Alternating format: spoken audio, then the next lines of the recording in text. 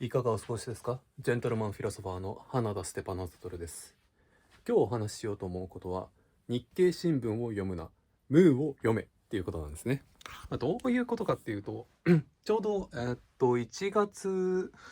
頭頃にですね、電車に乗っていたらですね、中吊り広告ではなくて、こう壁に貼ってある広告を見たんですよ。それが日経新聞の広告だったんですけど、その中で、存在するかどうか怪しい社会人美大生が、あの、次のように述べてたんですよ。本を読む時間はないけれど、体系的に知識を学びたいっていう。これを見た時もう、呆れを通り越して笑いそうになった。いや、もう実際笑ったと思いますね。もうあまりの矛盾。そして、ただ格好つけたいだけっていう欲望。もうこれが見えて見えてしょうがなかったから笑っちゃったんですね。私はジェントルマンフィロソファーであるっていうところで、哲学者であると同時にビジネスマンでもあるんですよ。そのために市場においてどのような商品、どのようなサービスが売れているかだったり、どのような欲求を、市場の人たちは持っているかっていうところを調べたくて、そのために広告、電車だったりとか新聞とかの広告っていうのをよく見ているんですけど、そしてそれを通して現代において哲学者として生きるために、何をするべきか、どこにアプローチするべきかっていうのを探してるんですね。そんな中で見つけた日経新聞の広告。これ、この社会人美大生が存在するかどうかわかんないですけど、存在するなら申し訳ないんだけど、本当に笑っちゃいました。はい。なぜ笑ったのかっていうところだと、まず、体系的知識、っていうのを得るためには、時間をかけずに、体系的っていうなったり、体系っていう言葉からしてもそうであるように、時間をかけずに得ることっていうのはできません。これは自明ですね。で、もし、時間をかけて、かけなかったら、せいぜい、得られるのっていうのはなんか知識とかじゃなくて、せいぜい情報くらい。最悪の場合データだけっていうところになるでしょう。で、さらに体系的な知識っていうのを真に身につけるっていうのは何かを読んだりする、新聞を読んだり本を読んだりするっていうだけじゃなくて、読んで得たものをアウトプットする時、文章だったり、こういう風な言葉だったりとか、もしくはもうある種文章ではなくても、言語情報でなくても作品っていう形でアウトプットする時、もしくはアウトプットしたものをアウトカムやインパクトにさらに転換しようとする時、そういう時にやっと、えっと、じえっと、体系的な知識っていうのが得られる。いろいろとつながった状態の知識っていうのが得られると思います。で、広告の中の人物、ちょっと写真とかは撮ってなかったんですけれど、実際に大学を出て、もうそれでもって会社で働いて、再度、美大に入って社会人大学生をやっているっていう状態。こんな人が、体系的知識がどのようなものかだったり、どう得るかを分かっていないはずがないんですよ。だから、本を読む時間がないのではなくて、ただ、かっこつけたいだけだろうっていうふうに思った。これでそれでもうバカバカしくて、もう、それでもう笑っちゃったわけですよ。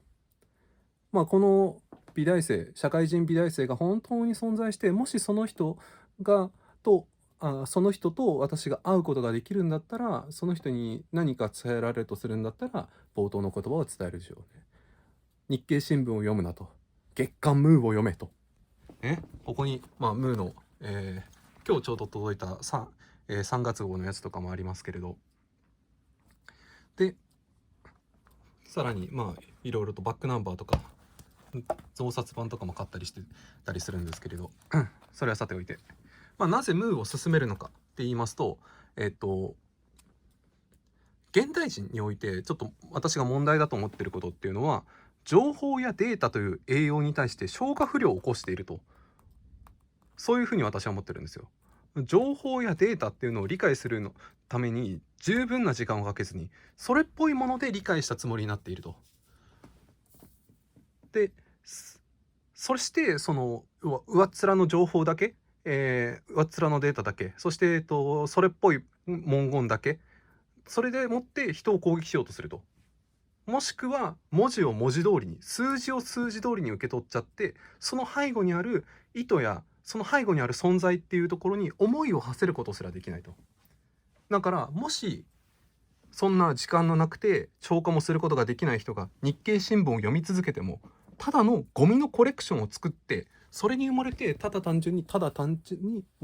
ゴミのコレクションを作って、そのゴミの山によって自分は窒息するっていうところになるだろうというふうに思ってる。だからムーを読もうという提案をしたいんですよ。冗談ではなく本気で。でムーってどういう特徴があるかっていうと結構面白いんですよ。ムーってなんかこうありえないことを書いてるみたいな風に思えるかもしれないですけど、ムーって実際のところは 100% 否定できるものしか否定しないんですよ。そしてその否定できるものを 100% 否定できるものしか否定しないし、宇宙人はいるんだとかそういうことを言うために過度な単純化など一切ないんですよ。複雑なものを複雑なままに語って、情報やデータの裏にある意図や存在について語ります。そして何十年も、連載してますけど、この前45年経ったんでしたっけね、発行してから。その40何年間ずっとそういった似たような話ばっかりしてると。で大事なこと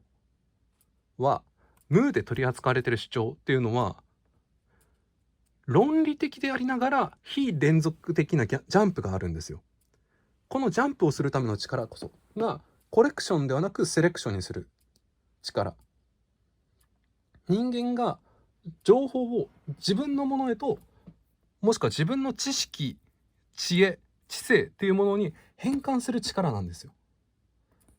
例えばムーで取り上げられてる話題っていうのはいろいろ多岐にわたりますけれど、宇宙人とかは例えばよく取り扱えられますね。宇宙人、エイリアンっていう言葉で使われることはありますけれど、エイリアンって地球外生命体を指す言葉と思われてますけど、他の訳としてそもそも外国人って指してますよねってなると、冷静に考えれば第二次世界大戦期に、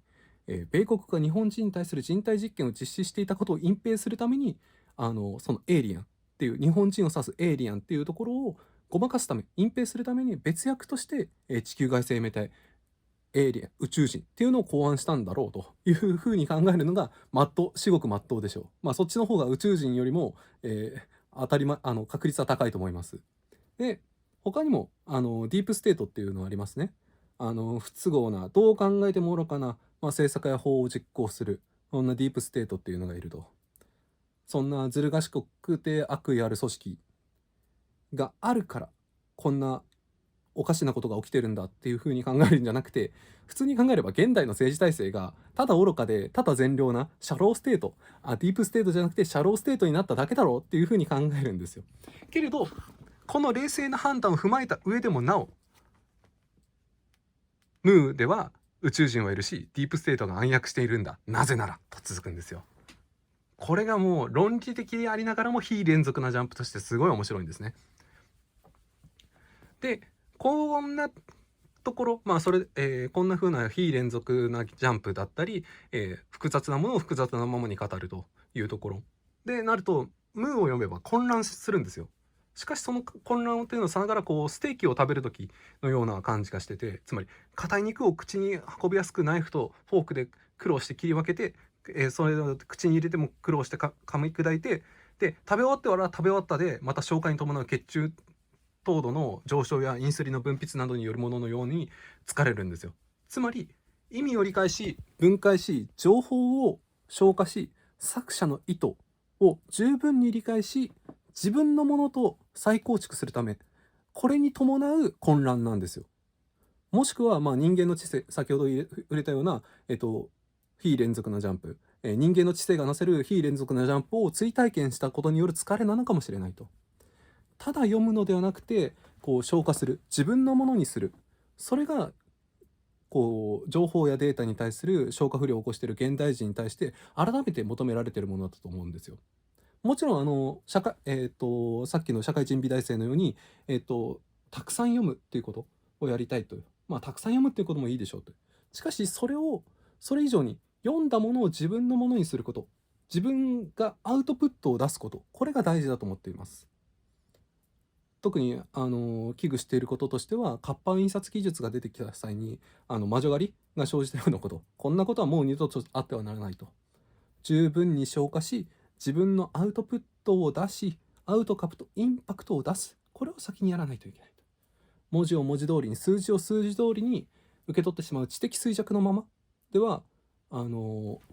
の人が言ってる広告の中で言っていたような体系的に知識を得る、こんなことは絶対できません。体系的知識を得るためには時間をかけて理解、分解、再構築、これらをやって自分のものにするっていうことが大事なんですよ。だから権威主義的だったり短く伝えることに終始しがちで、深く考えさせることを前提としていない新聞っていうのは避けるべきだと私は思っています。新聞に書いてあることをただそうだと信じるのはバカでもできます。一方で陰謀論や怖い話っていうのをただ陰謀論だと否定する、ただ、作り話だと否定する、これもまたバカでもできます。どんなバカでもできます。バカにできることをやっても知識は得られませんし、その先にある知性っていうのも得られません。体系的知識を得られるっていうのは結果でしかないんですよ。その結果を得るために理解、分解、再構築、これを時間をかけてやって、そして自分のものにする、これが大事です。例えば信じるに信じないせよ陰謀論を自分のものにしなければならないんですよ。例えばそうですね、さっき宇宙人の話したので、宇宙人の、UFO とか航空技術についての話とかもあるんですけれど、で例えば9月号だったっけな、こことかにもこの宇宙人の、日本じゃなくて世界の第二次世界大戦期とかの航空技術、第二次世界大戦後の航空技術についても話があるんですけれど、ここにおいて航空技術においてはミッシングリンクがあると、そういった話があると、この手の話は何とかあるのでここだったかどうか分かんないですけど、少なくともその、ミッシングリンクがあるんだと、要は宇宙人の航空技術をリバースエンジニアリングしてるんだっていう主張があった時に、少なくとも次のような回答が出せるくらいには自分のものに、陰謀論を自分のものにしておかなければならないと。例えば結局君の主張は、君の主張の根拠となるのは実際にエリア51に行ったり、もしくは、その当時の開発者に尋ねるまでわからないんだから、この技術が宇宙人の技術をリバースエンジニアリングしたかどうかっていうのは実際のところそこに至らないとわからないよねくらい、これ何も言ってないに等しいですけれど、それくらいはせめて応答ができるくらいにはムーの記事を読んで作者の意図だったり根拠だったりロジック、これらに敬意を払わなければならないと思ってます。これができないようであればもう知的衰弱は進行し、結果としても体系的知識は得られないと思ってます。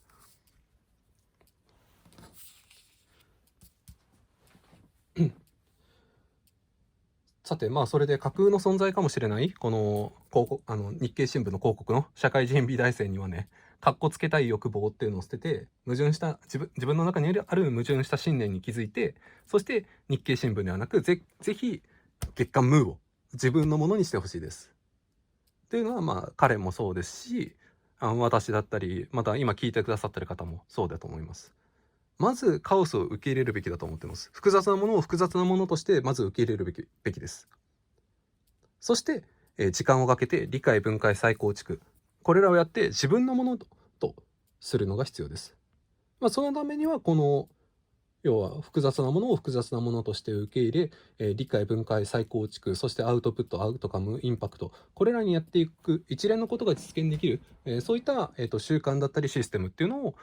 皆さん必要だと思ってます。そしてそれを作ってほしいです。私にとってはそれがゼッテルカステンっていう、ものになるシステムになるわけですね。というわけで本日の話は以上になります。今回の話があなたの参考になったのなら幸いです。で、今回の記事は、2025年1月13日のニュースレターですね。この内容を元にしています。なので、該当のニュースレターって一定期間経ったので、もうパブリックにしています。それの、リンク先についても、コメント欄の方に記載しておりますので、もし興味がありましたらそちらから、一度読んでください。それではジェントルマンフィロソファーの花田ステパノ・サトルでした。それでは青心にピース。